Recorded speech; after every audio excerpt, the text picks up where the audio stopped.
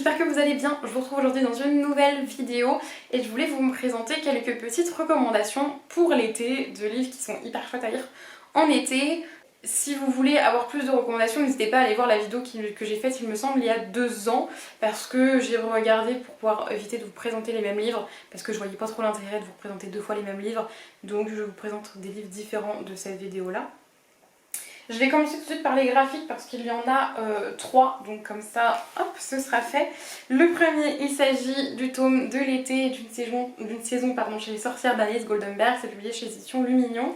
C'est un livre qui est très joliment illustré. Alors ça c'est le 4e tome, donc je vous le présente, mais si vous n'avez pas lu les premiers, c'est pas foufou, vous pouvez les lire indépendamment, seulement ça risque de vous spoiler en fait les tomes précédents, donc je vous recommande pas trop de le faire si vous avez envie de lire tous les tomes. Voilà, celui-ci moi je l'ai pas encore lu en fait, donc je vous le recommande, mais je l'ai pas lu, c'est le seul. Je vais peut-être pas m'amuser à vous recommander des livres que je n'ai pas lu, mais pour le coup, voilà, c'est une saga à remettre dans les piles à lire saisonnières, donc voilà, je voulais quand même vous le présenter. Ensuite ici, il me semble qu'elles sont 25 sorcières qui vivent dans une maison en plein cœur d'une forêt avec un monstre qui s'appelle Gros Gragrou, et c'est hyper chouette parce qu'à chaque saison, une nouvelle histoire, donc voilà. Ensuite, nous avons la BD Brocéliande. Je sais plus si je vous l'ai présentée, je vous l'ai présentée en fait dans la vidéo d'il y a 2 ans. Et là j'ai un petit doute. Je ne sais plus. Bref, ici on se retrouve avec en fait les lieux emblématiques. Là vous avez les différents lieux. Les lieux emblématiques de la forêt de Brocéliande, pardon, et à chaque fois une histoire sur chaque lieu. Donc ici c'est la fontaine de Barenton. C'est écrit et illustré par Perru, Benoît et Jacques Moir. Je suis en train de voir... Oh! Mais what? Mais what? Ma BD est en train de peler, je sais pas si jamais vous pouvez voir, mais là à ce niveau-là, le vernis est en train de s'en aller. Mais qu'est-ce que cette sorcellerie? Mais même sur la couverture, c'est en train de le faire, mais je suis triste. Est-ce que c'est la chaleur? Peut-être, je ne sais pas. Mais en tout cas, ici, voilà, on trouve des... J'adore, moi, Brocéliande, j'aimerais y retourner prochainement parce que j'adore cet endroit, mais voilà, c'est pas le genre de dessin que j'aime trop la plupart du temps parce que moi ce que je préfère c'est des choses très édulcorées, très jeunesse, mais en l'occurrence c'était BD assez sympa si vous aimez bien tout ce qui est légende arthurienne, Brocéliande et tout ça, voilà, je vous recommande. Et la dernière BD que je voulais vous montrer, il s'agit du grimoire d'Elfie. Je sais plus si je vous l'avais présenté l'année dernière, mais il y a aussi les carnets de Cerise qui sont un petit peu dans la même veine, où on suit Cerise qui à chaque tome va avoir une petite enquête à mener, etc. C'est trop mignon, il y a aussi ses amis et tout, et ça je vous recommande aussi à fond si jamais. Voilà, je rajoute des livres au fur et à mesure. Nous parlions du grimoire d'Elfie, donc c'est écrit par Arleson et alors je sais plus c'est quoi son prénom, mais bref, Audrey Alliouette aussi, et c'est écrit par, illustré pardon, par Minnie Ludovine, je sais pas comment ça se dit. Ici c'est le premier tome, donc l'île presque. C'est hyper chouette parce que en fait on va retrouver Elfie, Magda et j'ai perdu le nom de la 3e sœur. Louette, qui sont 3 sœurs, leur mère est décédée. Et en fait elles vivent chez leur oncle et leur tante, enfin les 2 plus jeunes, donc Magda et Elfie, vivent chez leur oncle et leur tante. Ça se passe pas hyper bien et Louette va revenir parce qu'elle a 18 ans, donc elle n'y était pas. Elle va arriver avec un bus londonien qu'elle a transformé en librairie et elle emmène ses sœurs avec elle à travers les routes de France. Et là on se retrouve dans une ville en Bretagne et c'est trop chouette, hein, sur une île. Et c'est trop chouette, j'ai adoré cette petite aventure, surtout que Elfie va recevoir en fait comme héritage de sa mère un grimoire, donc il y a un petit peu de magie et vraiment c'est trop mignon, je vous recommande à fond parce que vraiment j'ai absolument adoré. On va passer du coup au roman, j'en ai une petite pile à côté de moi. Le premier c'est Il est temps de rallumer les étoiles de Virginie Grimaldi. C'est le premier que j'ai lu d'elle, mais je compte en lire d'autres cet été parce que je pense que c'est vraiment la saison pour lire des Virginie Grimaldi. Ici on suit Anna, elle a ses 2 filles, donc Chloé et Lily, donc l'une adolescente, l'autre enfant. Elle va perdre son travail, elle est surendettée, donc elle décide d'emmener ses 2 filles en road trip dans un camping-car. Elles vont faire plein de rencontres et tout, c'est trop chouette, les personnages sont géniaux, je les adore. c'est plein de beaux messages, il y a aussi de la diversité, on parle d'autisme, on parle d'harcèlement scolaire, d'hypersensibilité, enfin vraiment c'est très très bien fait. Alors on est dans des pays froids, mais pour autant moi je trouve que c'est le genre de truc ici en été. Voilà, mais si vous voulez lire en hiver ça marche aussi. Ensuite, est-ce que je peux pas vous présenter, j'en ai un autre qui est un peu dans la même veine. J'ai Tant que le café est encore chaud de Toshigatsu Kawaguchi, donc c'est un peu la même veine en mode c'est un peu du contemporain, ce genre là. Ici on se retrouve dans un café qui est un petit peu particulier puisque quand on s'assoit à une certaine place et qu'on boit un café, on peut retourner dans le passé. Il y a plusieurs règles, notamment que ce qu'on fait dans le passé ne peut pas changer le présent et qu'on ne peut rester dans le passé que tant que le café est encore chaud.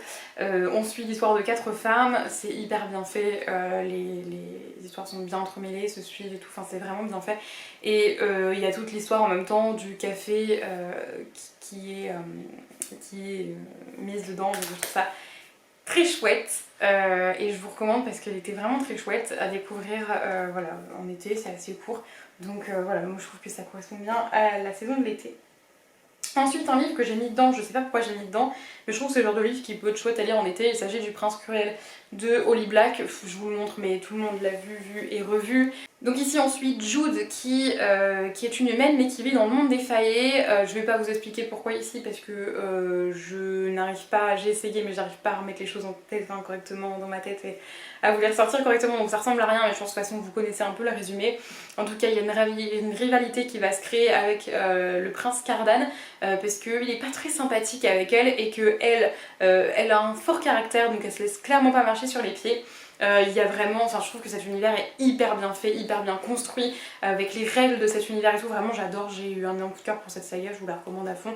Si jamais vous l'avez pas découverte, ça peut être le moment pour la découvrir. Ensuite, nous avons Les Passeurs d'Histoire de Mechilde Leather, publié chez Fleurus. Je sais pas s'il est encore édité ce livre, moi ça fait des années que je l'ai. Je l'ai lu il n'y a pas si longtemps que ça pour autant. Mais ici on suit Amy qui a un don, c'est qu'elle peut plonger au cœur des livres. Et donc elle va plonger à travers tout un tas de livres parce que la littérature est en danger. Et j'avais trouvé ça très chouette, on se retrouve sur une île où il y a très peu d'habitants et vraiment je crois qu'il y a comme 2 familles qui cohabitent mais vraiment c'était trop chouette donc je vous recommande et je trouve que c'est le genre de chose qui est détente à lire en été. Pour autant il y a de la magie et tout donc c'était vraiment très chouette, je vous le recommande. Un truc un peu moins détente et c'est un classique, il s'agit de La Peste d'Albert Camus. Ici on se retrouve à Oran, il me semble que c'est une ville qui est en Algérie, j'espère que je ne dis pas de bêtises mais il me semble que c'est ça. Et en fait cette ville va être touchée par la peste noire, donc invasion de rats, tout ça quoi, et on va retrouver du coup des personnages qui vont se retrouver complètement confinés dans la ville et même chez eux, la ville est complètement fermée, on ne peut plus rentrer dedans, on ne peut plus en sortir. C'est en fait une métaphore filée de l'occupation sous la Seconde Guerre mondiale. Je trouve ça intéressant de le lire en le sachant parce que moi j'ai trouvé ça très intéressant de le savoir avant de le lire. Je trouve que, enfin moi c'est un de mes classiques préférés avec Une vie de Maupassant et vraiment je vous recommande de le découvrir parce que il est vraiment très très bien et voilà, moi j'aime bien lire des classiques dans l'été donc je vous présentais celui-ci. Ensuite nous avons Loin des Imauves de Chloé Chevalier, publié chez Collection R. J'ai beaucoup aimé ce livre. Dans ce livre on va se retrouver dans un univers un petit peu particulier puisque on a d'un côté les Leifa qui sont un peuple exclusivement composé d'hommes et le peuple des Bruyères, donc là il y a hommes et femmes mélangés et en fait le peuple des Bruyères accepte de procréer un peu avec les Leifa pour pouvoir leur donner des héritiers. Voilà. Il y a des femmes d'ailleurs qui doivent cacher le fait qu'elles sont une femme, comme le personnage principal qu'on suit qui est Ivanel, et du coup elles se bandent les seins, etc. Ce qu'on appelle des héros. Alors vraiment je m'en rappelle plus trop parce que l'univers est très particulier. J'espère que le tome 2 va pas tarder à sortir parce que je vais plus jamais me souvenir. Et du coup ils vont partir, Ivanel avec d'autres personnes vont partir parce que l'Empire s'accapare les baleines, enfin bref il y a tout un tas de trucs. Bref, j'espère que le résumé est à peu près clair, là j'ai dû couper parce que voilà, j'avais plus de place dans ma carte mémoire, mais en tout cas on va suivre du coup cette aventure sur un navire etc. Donc ça me fait un peu penser à l'été et les îles mauve en fait d'où viennent les Leifa et le peuple des ouvrières. Il y a vraiment des coquillages partout, c'est très, très marin, très... voilà, et du coup je trouvais que ça correspondait bien à la saison, donc si jamais vous l'avez jamais lu, foncez. Ensuite j'avais envie de vous parler d'un petit recueil de poèmes parce que je trouve la poésie ça c'est sympa à lire tout le temps mais en été why not. Du coup là je vous présente mon recueil préféré, c'est Et demain le soleil reviendra de Pauline Bélisari qui est un très joli recueil qui est illustré. Voilà, j'aime vraiment beaucoup ce recueil. Ça parle de plein de sujets, ça parle d'amour de soi, ça parle d'acceptation, etc. Enfin vraiment c'est un très joli recueil, donc si jamais vous avez envie de lire de la poésie, je vous le recommande beaucoup parce que vraiment, voilà, il est très chouette. Ensuite, un livre un petit peu plus, on va dire, du genre thriller, policier. Nous avons Le doux venin des abeilles de Lisa O'Donnell. Ce livre-là, je ne sais pas s'il est encore édité, par contre, sachez qu'on le trouve absolument partout sur Vinted à vraiment genre 1 ou 2 euros, donc foncez. Donc du coup, ici, on suit deux sœurs, Nelly et Marnie, qui enterrent leurs parents dans le jardin. Jusque là tout va bien, n'est-ce pas? En fait il s'avère que leurs parents sont morts, hein, s'ils les enterrent, mais on ne sait pas pourquoi. Voilà, on ne sait pas qui a fait ça, comment, pour qui, pourquoi, comment, on ne sait pas, juste on a ce voisin, Lénie, qui commence à se poser un peu des questions, il les trouve un peu bizarres, il se demande pourquoi elles sont toutes seules, etc. Donc on va suivre vraiment cette histoire, vraiment avec des questions de qu'est-ce qui se passe et tout.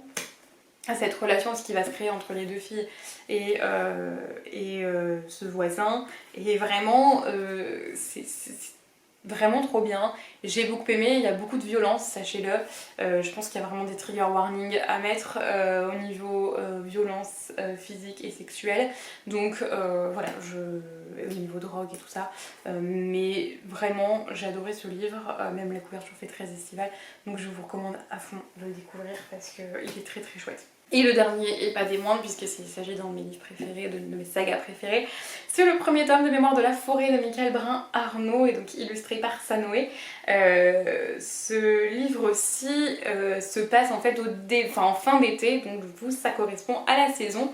On suit Archibald de Renard qui est libraire et il voit arriver dans sa librairie Ferdinand qui est tout affolé, qui est une petite taupe, et qui va lui dire qu'il cherche les mémoires qu'il a écrits. Ses mémoires à lui, donc sur sa vie. Et sauf qu'Archibald se rend compte qu'il les a vendus la veille, mais il sait pas à qui. Et du coup, ils vont partir à la recherche des mémoires de Ferdinand. Et à travers toute cette forêt qui est vraiment juste magique, on a des illustrations qui sont absolument sublimes. Et vraiment j'ai adoré ce livre, ça a été un méga coup de cœur, j'en ai pleuré, voilà. Je vous le recommande à fond, c'est doux, c'est magique, c'est beau, c'est magique, il n'y a pas de magie, hein, mais je veux dire c'est magique, je sais pas, c'est comme ça. C'est doux, c'est triste, c'est prenant, c'est touchant, c'est vraiment, je vous le recommande à 1000%. Si vous n'avez pas lu ce livre, lisez ce livre. J'espère que la vidéo vous a plu, que vous avez trouvé quelques petites inspirations dans mes recommandations et je vous souhaite un très bel été et on se retrouve dans une prochaine vidéo. Bye!